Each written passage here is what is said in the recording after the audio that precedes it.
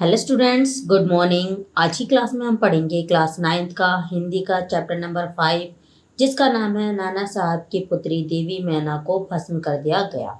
इस पाठ की जो लेखिका है वो है चपला देवी।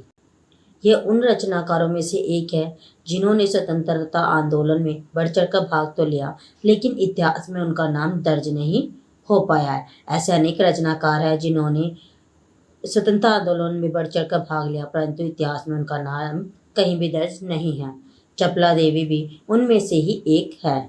ये जो पाठ है ये एक सच्ची ऐतिहासिक घटना पर आधारित है, जिसमें सन 1857 की क्रांति के विद्रोही नेता धुंधु पंत नाना साहब की पुत्री बालिका मैना आज़ादी की नन्ही सिपाही थी, जिसके कारण अंग्रेजों ने उन्हें जलाकर मार डाला। बालिका मैना के बलिदान की कहानी को चपला देवी ने इस गद्य रचना में बहुत ही अच्छे ढंग से प्रस्तुत किया है। ये जो कहानी है हम सभी लोगों में मातृभूमि के प्रति प्रेम तथा लोगों में देशभक्ति की भावना को जागृत करने के उद्देश्य से लिखी गई है। तो अब हमने जान लिया कि ये जो कहानी है वो बेसिकली किसके बारे में है। तो चलो स्टार्ट करते हैं इस चैप्टर को और जानते हैं कि नाना साहब की पुत्री मैना को भस्म क्यों किया गया था, उसके पीछे क्या कारण थे। सन 1857 में विद्रोही नेता धुंधुपंत जो नाना साहब थे वह कानपुर में असफल हो गए, जिनके कारण उन्हें वहां से भागना पड़ा। जल्दी जल्दी में वे अपनी पुत्री मैना को अपने साथ नहीं ले जा सके। देवी जो मैना थी वह बिठूर में अपने पिता के महल में रहती थी, पर विद्रोह और दमन के बाद अंग्रेजों ने बड़ी ही क्रूरता से उस लड़की को, उस निरपराध देवी को अग्नि में भस्म कर दिया गया। कानपुर में भीषण हत्याकांड करने के बाद अंग्रेजों का जो सैनिक दल था वो बिठूर की ओर गया।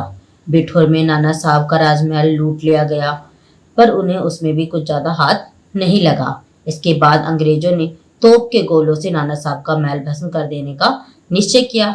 सैनिक दल ने जब वहां तोपें लगाई, उसी समय क्या थी, महल के बरामदे में एक बहुत ही सुंदर बालिका आकर खड़ी हो गई।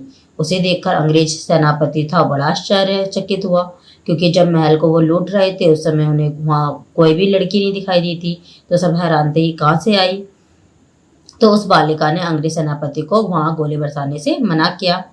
उसका करुणापूर्ण मुख देखकर जो सेनापति था वो थोड़ी देर चुप हो गया। उसे बड़ी दया आई इस पर। उसने पूछा कि तुम इस महल को बचाना क्यों चाहती हो, तुम्हारा क्या उद्देश्य है। बालिका ने बोला, अच्छा आप ही बता दीजिए, इस मकान को गिराने में आपका क्या उद्देश्य है। सेनापति ने बताया, ये मकान पता है विद्रोहियों के नेता नाना साहब का वास स्थान है और सरकार ने इसे तोड़ देने की हमें आज्ञा दी है। बालिका ने बोला कि आपके विरुद्ध जिन्होंने शस्त्र उठाए थे वो आपके दोषी है, पर इस जड़ पदार्थ मकान ने आपका क्या बिगाड़ा है, इसका क्या अपराध है। मेरा बस इतना सा उद्देश्य है कि आप इस स्थान को यानी कि इस मकान को ना तोड़े, इसकी रक्षा करें। मेरी बस आपसे यही प्रार्थना है। सेनापति ने दुख प्रकट करते हुए बोला कि कर्तव्य के अनुरोध से मुझे ये मकान गिराना ही होगा। इस पर बालिका ने अपना परिचय देते हुए कहा, मैं जानती हूँ कि आप जनरल हैं। आपकी प्यारी कन्या मैरी और मुझ में बहुत ही प्रेम संबंध था। कई वर्ष पहले मैरी मेरे पास बराबर आती थी और मुझे हृदय से चाहती थी। उस समय आप भी हमारे यहाँ आते थे और मुझे अपनी पुत्री के ही समान प्यार करते थे। मालूम होता है कि आप वे सब बातें भूल गए हैं। मैरी की मृत्यु से मुझे बहुत दुख हुआ है। उसकी एक चिट्ठी मेरे पास अब तक है। ये सब जब सारी बातें सुनी तो ये सुनकर जो सेनापति था उसके होश उड़ गए। उसके आश्चर्य का ठिकाना न रहा। उसने बोला कि मैंने तुम्हें पहचान लिया है। अरे तुम तो वही हो ना नाना साहब की कन्या मैना। तो इतना वो बोलते हैं। सेनापति कुछ क्षण के लिए चुप हो जाते हैं, तो बोलते हैं कि हाँ, मैंने तुम्हें पहचाना है कि तुम मेरी पुत्री मैरी की सहचरी हो, मित्र हो, किंतु मैं जिस सरकार का नौकर हूँ उसकी आज्ञा मैं टाल नहीं सकता, पर फिर भी मैं तुम्हारी रक्षा करने की कोशिश करूंगा। इसी समय क्या होता है, वहां सेनापति जनरल आउटरम आ जाता है और उससे बहुत ही गुस्से में बोलता है, सेनापति हे, नाना साहब का महल अभी तक तोप से क्यों नहीं उड़ाया गया। सेनापति हे ने बड़े ही विनम्रता पूर्वक कहा, मैं इसी फिक्र में हूँ, किंतु आपसे बस एक ही निवेदन है, क्या किसी तरह नाना साहब का महल बच सकता है। आउटरम बोला कि गवर्नर जनरल की आज्ञा के बिना यह संभव नहीं है। नाना साहब पर अंग्रेजों का इतना क्रोध है कि वे नाना के वंश के किसी को भी छोड़ना नहीं चाहते, उन पर दया भी दिखाना नहीं चाहते। सेनापति हे होते हैं तो वो कहते हैं कोई बात नहीं, मैं लॉर्ड कैनिंग को इस विषय पर एक पत्र भेज दूंगा। आउटरम बोलता है आखिर आप ऐसा क्यों चाहते हो? हम ये महल विध्वंस किए बिना और नाना की लड़की को गिरफ्तार किए बिना यहाँ से नहीं हिल सकते। हमारे को यही ऑर्डर मिला है। सेनापति है जो दुखी दिल से वहां से चला जाता है। इसके बाद क्या होता है, जनरल आउटरम होता है वो नाना साहब के महल को चारों तरफ से घेर लेता है और उस महल का फाटा तोड़कर उनकी जो सेना होती है वो अंदर घुस आती है और वो उस पूरे महल के कोने कोने को देखती है, पर उन्हें वहां कोई भी लड़की दिखाई नहीं देती, यानी कि जो मैना थी वो वहां दिखाई नहीं देती। उसी दिन क्या होता है, उसी दिन शाम के समय क्या होता है, गवर्नर जनरल लॉर्ड कैनिंग का लेटर आ जाता है जिसमें लिखा होता है कि लंदन के मंत्रिमंडल का ये मत है कि नाना साहब के प्रत्येक स्मृति चिन्ह को मिटा दिया जाए, इसलिए वहां की आज्ञा के विरुद्ध कुछ नहीं हो सकता। उसी क्षण क्या होता है, जनरल आउटरम क्या होता है वो आज्ञा दे देता है अपने सारे जितने भी उनके वो सैनिक होते हैं और फटाफट तोप के गोलों से पूरे महल को 1 घंटे में ही मिट्टी का ढेर बना दिया जाता है। ये सारी चीजें होती हैं। फिर क्या होता है, उस समय जो लंदन का सबसे फेमस न्यूज़पेपर होता है टाइम्स पत्र में 6 सितंबर को एक लेख लिखा जाता है जिसमें बोला जाता है कि बड़े दुख का विषय है कि भारत सरकार आज तक उस नाना साहब को नहीं पकड़ सकी जिस पर समस्त अंग्रेजी जाति का भीषण क्रोध है। जब तक हम लोगों के शरीर में रक्त रहेगा तब तक कानपुर में अंग्रेजों के हत्याकांड का बदला लेना हम नहीं भूलेंगे। उस दिन फिर क्या होता है, ये सारी बातें वहाँ लिखी जाती है, न्यूज़पेपर में लिखा जाता है। तो क्या होता है, वहाँ की पार्लियामेंट बैठती है, पार्लियामेंट में हाउस ऑफ लॉर्ड्स सभा में क्या होता है, सर थॉमस हे ने जो रिपोर्ट पर पेश की थी गवर्नर जनरल के पास पहुंचाई थी। रिपोर्ट क्या थी, क्योंकि उन्होंने वहाँ मैना का जो महल था उसको बचाने के लिए वहाँ दया दिखाने के लिए रिपोर्ट पेश की थी कि उसे बचाना चाहता था और मैना को भी बचाना चाहता था।